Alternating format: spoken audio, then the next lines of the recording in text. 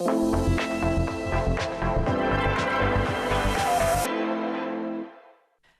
à toutes et à tous et bienvenue dans l'école du futur. Voici les titres du jour. Infirmier, journaliste ou encore youtubeur, il est tout à la fois. Il s'est lancé en 2016 dans la création de contenus vidéo de sensibilisation à la santé. Il s'appelle Julien Méniel et il est notre focus du jour. Et puis elle a une idée derrière la tech.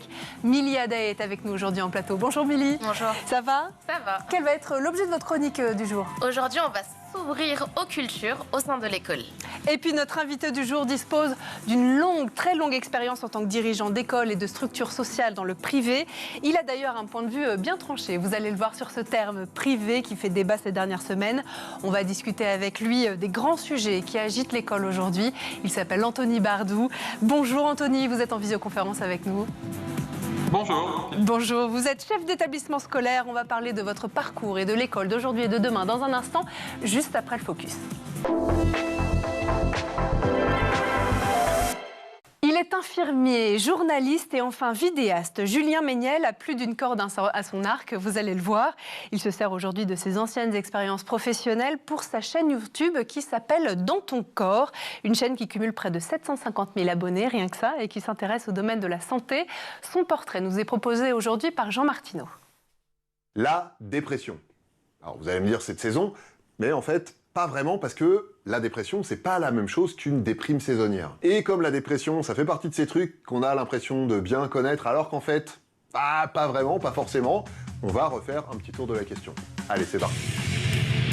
Et si votre corps n'était plus aussi mystérieux, le comprendre un peu plus de l'intérieur et l'extérieur, ou tout simplement se pencher un peu plus sur le sujet de la santé, c'est le concept de la chaîne YouTube complètement décalée de Julien Méniel, qui n'hésite pas à donner de sa personne pour ses vidéos. C'est aujourd'hui que je me fais tatouer les fesses, voilà. Je sais pas trop à quoi m'attendre en termes de douleur. Par contre, je sais à quoi m'attendre en termes de réaction parce que pas mal de gens ont déjà essayé de m'en dissuader. Mais alors, ce qu'il faut savoir, c'est que si tout le monde m'a imploré comme ça, c'est parce que je vais me faire tatouer Cyril Hanouna sur les fesses pour le bien de la science. Allez, go. Infirmier, journaliste, auteur, comédien, Dans ton corps est le fruit des nombreuses casquettes de Julien. Comme il le dit, le but de sa chaîne YouTube est que le spectateur ait passé un bon moment, se soit marré, ait appris quelque chose et ait retenu un message utile pour sa santé ou celle des autres. Dormir. Ça fait du bien de dormir. Commence bien cette vidéo, on sent qu'on va apprendre des trucs tout de suite. Bon, en vrai, dormir, au-delà du fait que ça fait du bien parce que c'est agréable, ça fait aussi du bien à notre cerveau, à notre corps, donc ça fait du bien à notre santé. Donc, dormir, ça nous fait du bien, mais à l'inverse, si on dort pas, ou si on dort pas assez. Alors, qu'est-ce qui se passe si on dort pas assez? D'ailleurs, qu'est-ce que ça veut dire, pas dormir assez? Est-ce que ça peut vraiment nous rendre malades si on dort pas suffisamment? Et même, est-ce que c'est vrai que si on nous empêche de dormir, on meurt carrément? Le natif de Saint-Germain-en-Laye semble avoir trouvé un cocktail qui fonctionne, puisque Dans ton corps, lancé en 2017, compte déjà 727 000 abonnés et plus de 85 327 000 vues cumulées. Alors, s'il était temps de vous pencher un peu plus sur votre corps. On se retrouve très vite pour de nouvelles vidéos. D'ici là, prenez soin de vous et prenez soin des autres. Mettez-vous bien et surtout, j'entends rien, portez-vous bien. Il a dirigé plusieurs établissements scolaires pendant plus de 2 décennies. On part aujourd'hui avec lui pour un état des lieux de l'école d'aujourd'hui et on va tenter de dessiner les contours de celle de demain avec notre invité. On lance tout de suite la première partie du talk.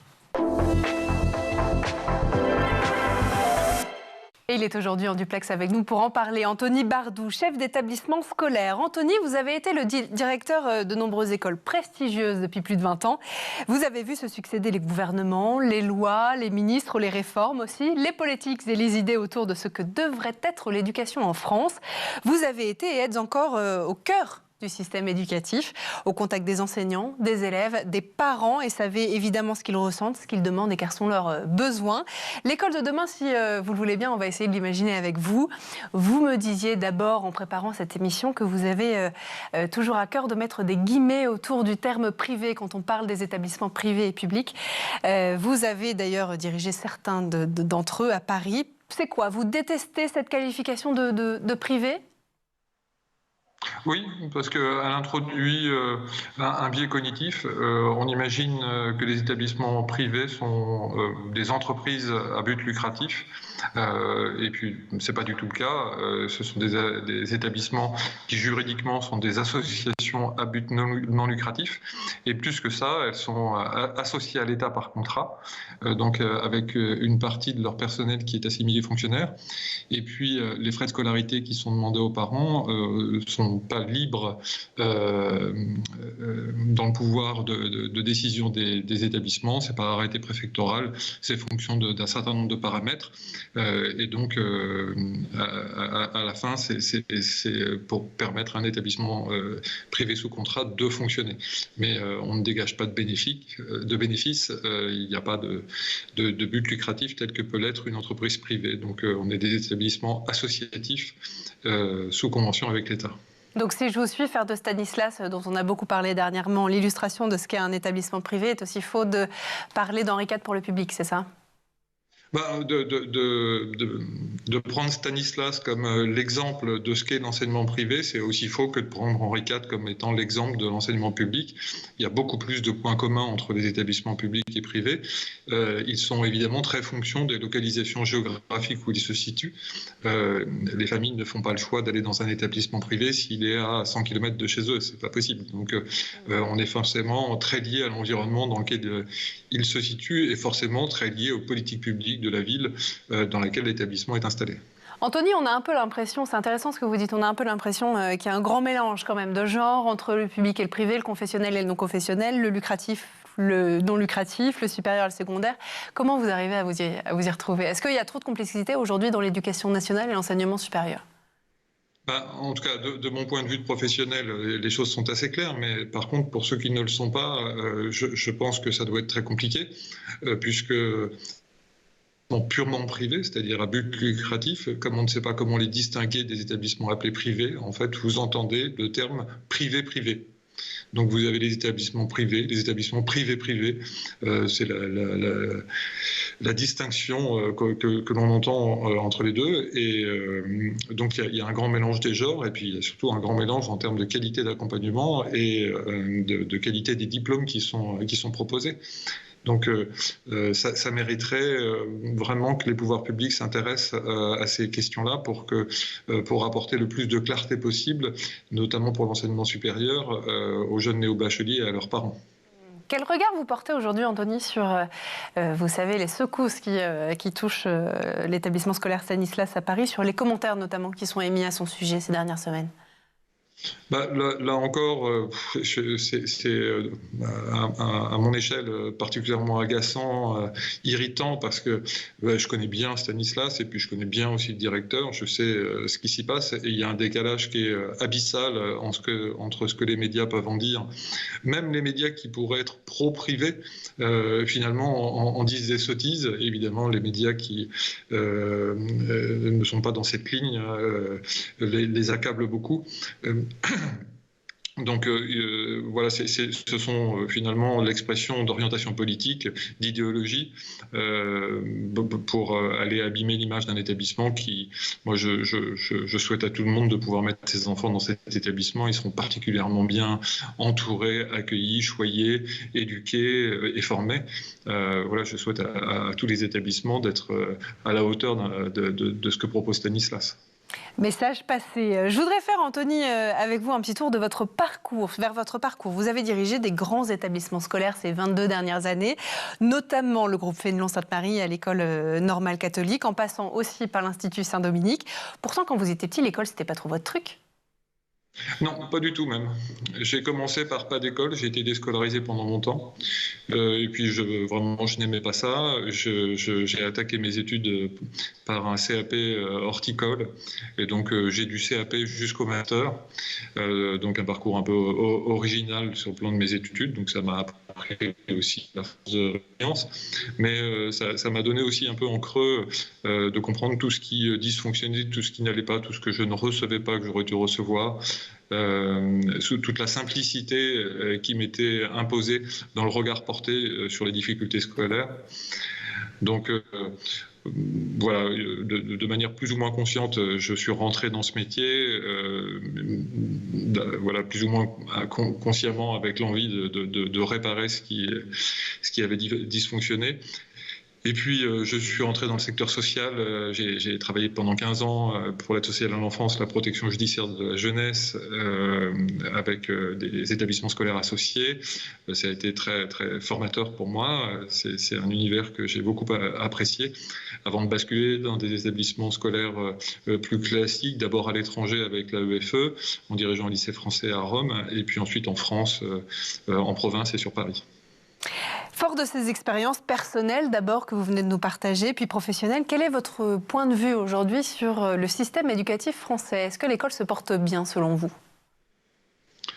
Alors, d'un certain point de vue, je suis moins pessimiste que ce que j'entends dans les médias, parce que je travaille dans la sphère des établissements privés et c'est vrai que nos écosystèmes se portent bien, les élèves ont de bons résultats, ils sont bien élevés, ils ont des familles structurantes autour, donc voilà, je ne vois pas les difficultés que peuvent traverser certains établissements publics dans des zones géographiques plus défavorisées avec des publics moins enclins à travailler. Donc c'est assez facile quand on est directeur d'un établissement scolaire prestigieux. Pour autant, je pense que notre système scolaire français est gravé dans le marbre depuis trop longtemps. L'école est devenue obligatoire à un moment donné où il y avait la révolution industrielle et il fallait passer à une éducation de masse. Donc, ce qui a été choisi, c'est un peu le modèle du taylorisme. Les enfants sont rangés par âge, ils sont par salle de classe, on sonne la cloche, on passe d'un cours à l'autre et puis on valide l'acquisition de connaissances et de compétences au bout d'un certain temps, puis on passe d'une année à l'autre. Ça a fonctionné, ça a été utile, ça a fait ses preuves, mais aujourd'hui, face aux défis que l'humanité nous impose, voilà, c'est plus du tout à la hauteur.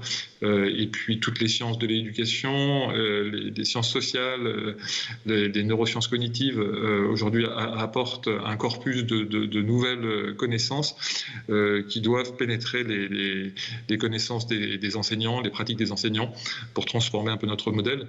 On est dans une transformation qui, selon moi, doit être à ce point profonde qu'on peut parler de changement de paradigme. Merci beaucoup, Anthony. Je vous propose de continuer notre discussion dans un instant. On va essayer d'imaginer aussi ensemble l'école de demain avec vous. Juste avant, on va faire un tour du côté de la Planète Tech. Images et vidéos, c'est le ZAP et c'est l'œil de Jean Martineau.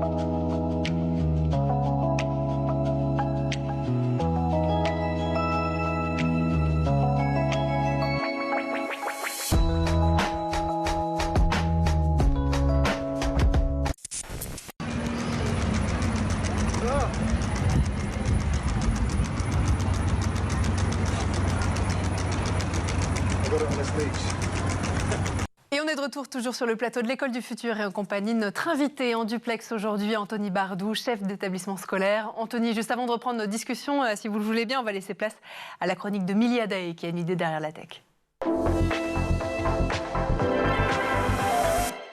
Milly, au programme aujourd'hui, s'ouvrir aux cultures au sein de l'école. J'en suis convaincue, l'école du futur commence à la maison, mais il y a certaines thématiques qui sont importantes d'aborder dans le cadre scolaire, comme l'ouverture aux cultures. Pour favoriser l'empathie, réduire les discriminations et favoriser un climat social positif au sein de la classe, s'ouvrir aux cultures s'annonce comme une solution.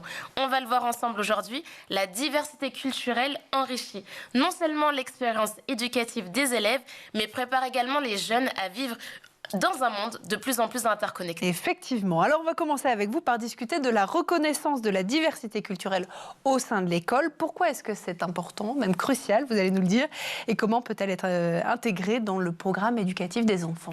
La reconnaissance de la diversité culturelle crée un environnement où chaque élève se sent valorisé.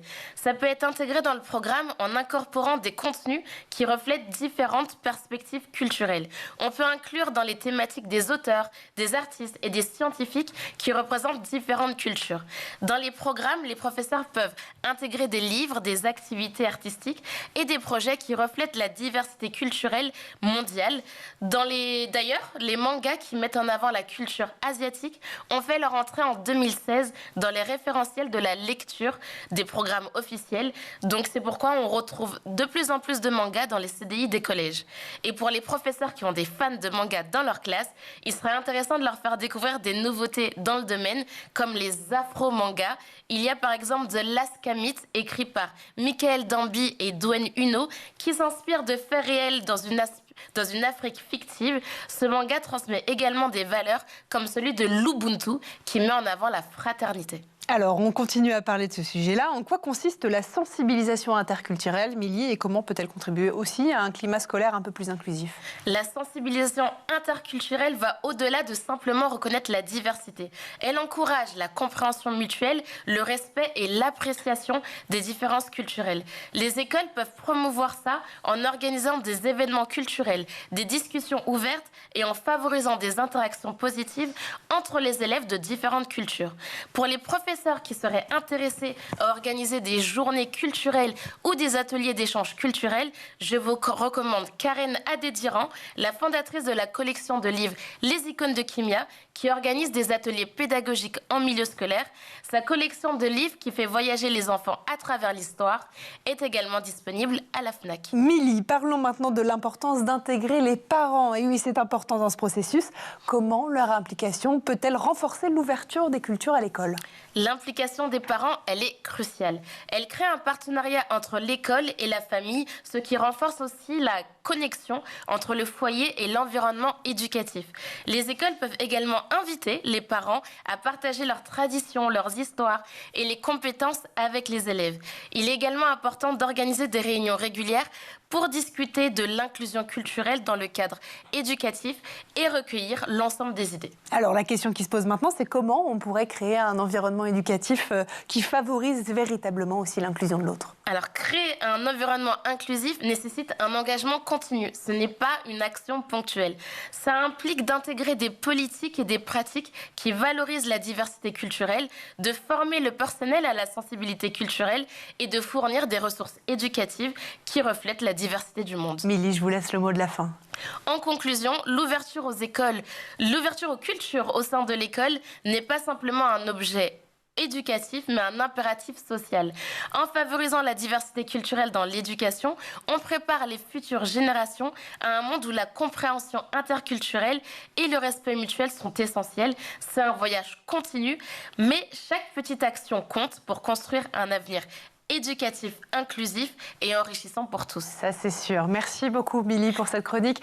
Anthony, la diversité culturelle dans l'éducation, est-ce que c'est quelque chose qui vous touche, qui vous intéresse aussi ?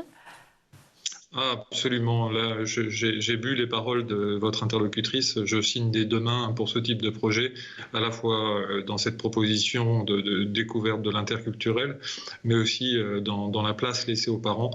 Pour moi, c'est deux enjeux très importants de l'école de demain.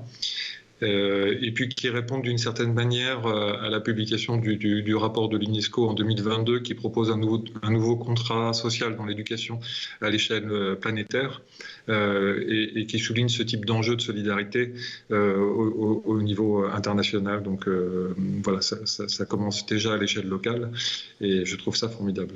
L'école de demain, on continue d'en parler dans un instant. On lance tout de suite ensemble la deuxième partie du talk. Vous le savez, l'école du futur s'invente tous les jours sur School TV en compagnie de nos chroniqueurs et nos invités. Et aujourd'hui, on a la chance d'être avec Anthony Bardou, chef d'établissement scolaire. Anthony, vous nous parliez justement de votre vision de l'école de demain en France, mais aussi à l'étranger, puisque je crois bien que vous êtes allé récemment faire un tour d'Europe des systèmes éducatifs locaux. Qu'est-ce que vous y avez appris ?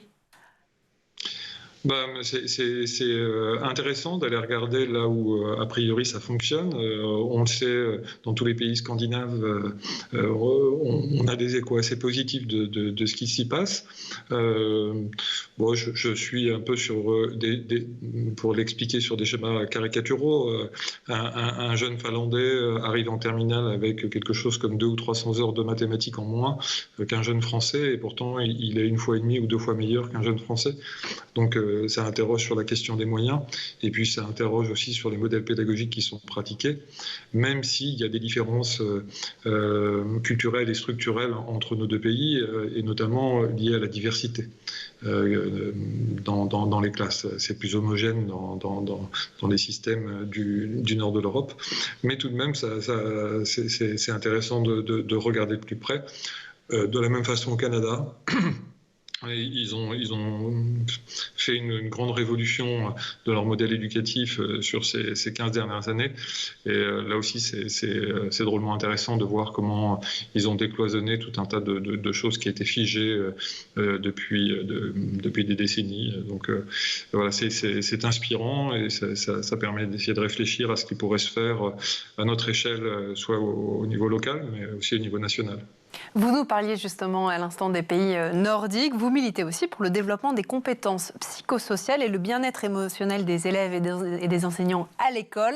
En ce sens, est-ce que la mise en place des cours d'empathie qui a été annoncée il y a quelques mois, mise en place dès janvier cette année, vous semble être une bonne idée? On a reçu vendredi Malin Rydal, qui est à l'initiative aussi danoise de ces cours en France. Est-ce que vous saluez cette initiative, Anthony ? Oui, sur le principe, bien sûr.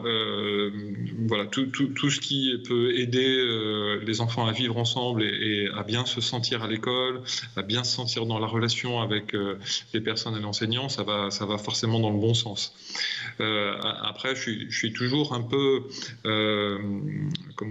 suspicieux quand on rajoute une couche supplémentaire à notre dispositif sans le réinterroger en profondeur. Il faut éviter d'être dans l'injonction paradoxale, c'est-à-dire donner des cours d'empathie sans l'être soi-même. Ça n'aurait pas de sens. Et ça veut dire que si on ouvre cette porte-là, ça invite tous les acteurs du monde de l'éducation à aussi faire un travail sur soi. Et si on invite ce questionnement sur le travail sur soi, ça veut dire que c'est un domaine de compétences qui doit être regardé dans la formation des enseignants et dans l'acquisition du titre de CAPES. Voilà, la maturité affective d'un personnel éducatif ou enseignant me paraît être un enjeu important pour justement pouvoir proposer ce type de cours d'empathie et de permettre aux enfants de le vivre. Alors vous avez raison, et on a posé effectivement vendredi la question à Malin Rydal, qui donc, je vous le disais, est à l'origine de ces cours d'empathie en France et au sein de l'éducation nationale. Elle nous disait oui, mais il faut bien commencer quelque part. Effectivement, le sujet il est global, mais voilà, elle saluait l'initiative et elle en est à la tête, mais en disant on est obligé de commencer quelque part et essayons de commencer par le bas. Mais effectivement, peut-être que ça peut venir du haut et de la formation des enseignants. Oui, je suis absolument d'accord avec elle. Il faut faire le premier pas et déjà rien que de le faire, ça permet à chacun de se questionner, de se positionner. Voilà, donc ça a au moins cette vertu-là. Et tout ce qui touche aux compétences psychosociales dans la société de demain me paraît être un point important sur lequel il faut porter attention. Alors Anthony, si on revient aux élèves, la manière de les évaluer fait souvent débat en France parce qu'entre esprit de compétition, classement, baisse de l'estime de soi ou encore vision très négative de l'erreur, l'évaluation des compétences et des connaissances des élèves est parfois critiquée. Alors quelle serait selon vous la recette magique dans l'école de demain ? Je pense qu'il y en a pas de recette magique parce que de toute façon elle est nécessairement protéiforme parce que elle doit être suffisamment souple pour s'adapter à toutes les situations. Ce qui doit évoluer, c'est d'introduire un peu plus de collectif, un peu plus d'oralité. Notre modèle est ainsi fait que en France, on évalue les connaissances et les compétences à l'échelle individuelle, élève par élève et souvent par écrit. Voilà, donc déjà s'ouvrir un peu plus d'apprentissage du collaboratif me paraît intéressant. Apprendre à travailler ensemble, c'est pas apprendre le consensus ou à organiser le travail en commun, c'est vraiment apprendre à faire œuvre d'intelligence collective avec l'assurance qu'on a fait mieux à plusieurs que ce qu'on aurait été capable de faire tout seul. Mieux, c'est pas plus. Faire intelligence collective, ça s'apprend et c'est une compétence qui est particulièrement attendue dans la société de demain et ça doit se travailler pendant toutes les années d'école. Ça veut dire que... Pardon Anthony, ça veut dire qu'apprendre par projet, elle est là aussi la clé pour une société plus saine, plus inclusive de tous à l'école ? Oui, alors la pédagogie de projet, c'est déjà assez ancien, mais c'est plutôt vertueux parce que en plus ça donne du sens. C'est des connaissances délivrées sont incarnées. Ça donne de la lisibilité pour les enfants. Ceux qui sont plus en difficulté, ça leur permet de visualiser les notions à apprendre. Donc voilà, c'est plutôt vertueux. Et puis dans la mesure où ça peut se faire et se réaliser à plusieurs, voilà, ça va en tout cas dans le bon sens. Des débuts de l'enseignement informel à l'établissement des premières écoles au Moyen-Âge, chaque époque, vous le savez, a apporté des changements significatifs dans l'éducation, dans la manière aussi dont le savoir était transmis, a rencontré des défis nombreux. Quels sont ceux, selon vous, qui attendent aujourd'hui l'école, non seulement d'aujourd'hui, mais celle de demain ? Est-ce que c'est les nouvelles technologies, l'intelligence artificielle notamment, dont on parle beaucoup dans les médias, notamment ces derniers temps ? Est-ce que c'est une forme de radicalisation de la société aussi ? Je pense que c'est de toute façon un passage obligé. Moi, je pense qu'il faut éduquer les jeunes à la bonne et à la saine utilisation de tous les outils multimédia, quels qu'ils soient. Donc, on doit vraiment apprendre à s'en servir d'une manière équilibrée et saine. Tout ce qui touche à la question du citoyen numérique, pour moi, est assez essentiel. Par contre, ça ne doit pas prendre toute la place. Il faut vraiment une diversité des supports, et le support papier, livre, me semble aussi être autant indispensable que les supports numériques. L'intelligence artificielle, je suis évidemment pour, c'est drôlement intéressant, ce sont des outils géniaux, donc il faut apprendre à s'en servir. Et pas juste les laisser ou soit les interdire ou soit laisser les jeunes seuls face à ces nouveaux outils. Donc il faut apprendre à travailler avec et à avoir une pratique vertueuse avec ces outils-là.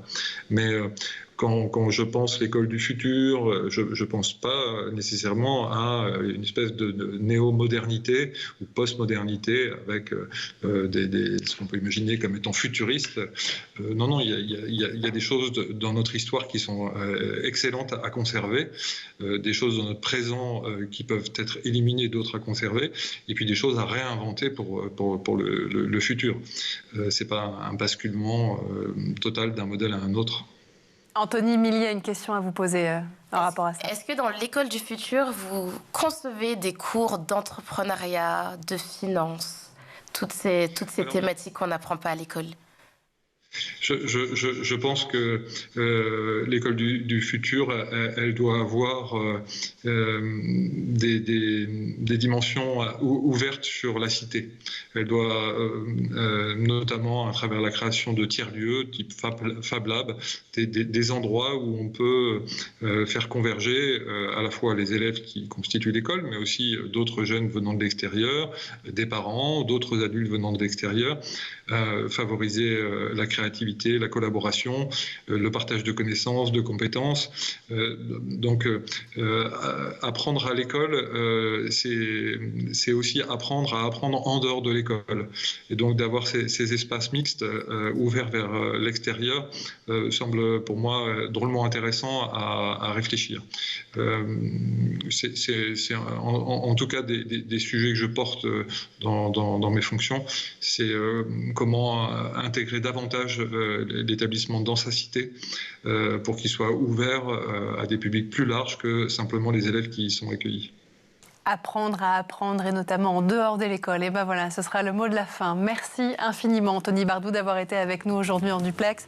Je rappelle que vous êtes chef d'établissement scolaire. Vous avez passé une bonne partie de votre vie en tant que dirigeant d'établissement scolaire parisien.